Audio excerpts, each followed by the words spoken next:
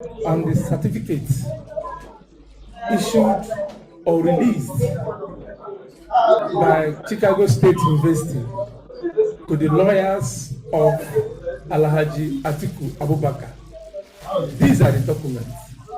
One, that Bola Tinubu forged the certificate he presented to INEC. That's one.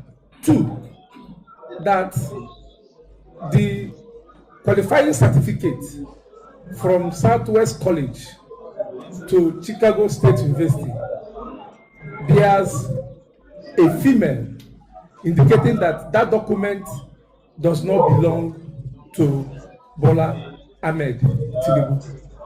Three, the Chicago State University admission application form has a claim that Bola Tinubu attended Government College, Lagos, and graduated in 1970, when indeed the school was established in 1974. The same document has it that the owner of that document is a black American, and the document Bola Tinubu submitted to INEC, he denied having dual citizenship, which means it does not belong to him.